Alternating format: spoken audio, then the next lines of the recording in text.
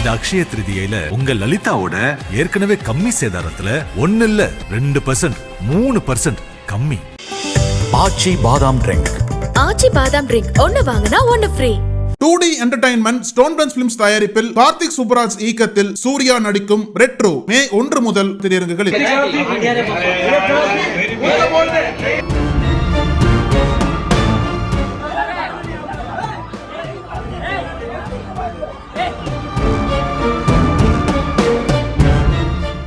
சென்னை கொருக்குப்பேட்டை தமிழ்நாட்டின் தலைநகரில் அமைந்துள்ள இந்த பரபரப்பான பகுதி சமீபத்தில் ஒரு அதிர்ச்சிகரமான சம்பவத்தால் அதிர்ச்சியில் ஆழ்ந்துள்ளது. தனியார் அடுக்குமாடி குடியிருப்பில் வசிக்கும் 38 வயதான அனில்குமார் என்பவர் பெண்கள் மற்றும் சிறுமிகளின் புகைப்படங்களை தமன்னா சாட் வாட்ஸ்அப் குரூப் மூலமாக ஆபாசமாக சித்தரித்து வைத்திருந்த விவகாரம் பொதுமக்களிடையே கடும் கொந்தளிப்பை ஏற்படுத்தியுள்ளது. கொருக்குப்பேட்டையில் சமோசா மற்றும் பானிபூரி போன்ற வடமாநில தின்பண்டங்களை தயாரித்து வீடு வீடாக விற்பனை செய்து வந்தார் அனில்குமார். இவர் தன்னிடம் தின்பண்டங்கள் வாங்குபவர்களின் செல்போன் எண்களை சேகரித்து அவர்களின் வாட்ஸ்அப் கணக்குகளில் உள்ள புகைப்படங்களை பதிவிறக்கம் செய்து அவற்றை ஆபாசமாக சித்தரித்து வைத்திருந்துள்ளார். இவரது செல்போனை பொதுமக்கள் பறிமுதல் செய்து பரிசோதித்த போது 50க்கும் மேற்பட்ட பெண்கள் மற்றும் சிறுமிகளின் புகைப்படங்கள் ஆபாசமாக மாற்றப்பட்டிருந்தது தெரிய வந்தது. இதில் அந்த பகுதியைச் சேர்ந்த ஒரு சிறுமியின் புகைப்படமும் அடங்கும்.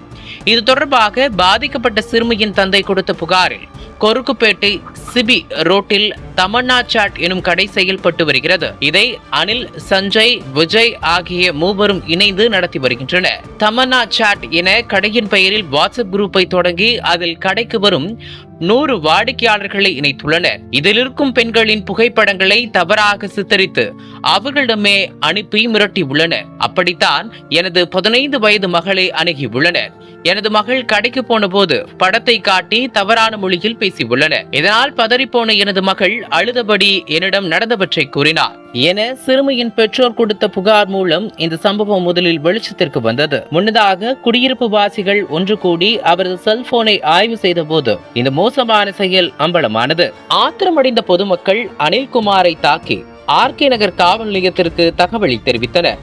உடனடியாக விரைந்து வந்த காவல்துறையினர் அனில்குமாரை கைது செய்து சிறையில் அடைத்தனர். காவல்துறையினர் நடத்திய முதற்கட்ட விசாரணையில் அனில்குமார் கொருக்குப்பேட்டையில் தங்கியிருந்து சமோசா வியாபாரம் செய்து வந்தது உறுதியானது.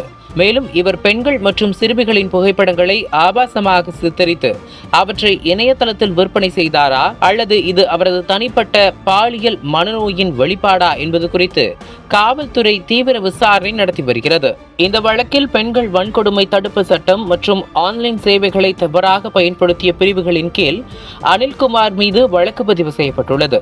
இந்த சம்பவம் சென்னை மட்டுமல்லாது தமிழ்நாடு முழுவதும் பெரும் அதிர்ச்சியையும் பரபரப்பையும் ஏற்படுத்தியுள்ளது. பெண்கள் மற்றும் சிறுமிகளின் பாதுகாப்பு குறித்து மீண்டும் கேள்விகளை எழுப்பியுள்ள இந்த விவகாரம் இணைய பயன்பாட்டில் எவ்வளவு எச்சரிக்கையாக இருக்க வேண்டும் என்பதை உணர்த்துகிறது. காவல்துறையினர் இதுபோன்ற குற்றங்களை தடுக்கவும் குற்றவாளிகளுக்கு கடுமையான தண்டனை உறுதி செய்யவும் தீவிர நடவடிக்கைகளை மேற்கொண்டு வருகின்றனர். அனல் பறக்கும் செய்திகளை அப்டேட் செய்து கொள்ள நக்கீரன் களத்தை இப்பவே சப்ஸ்கிரைப் பண்ணுங்க.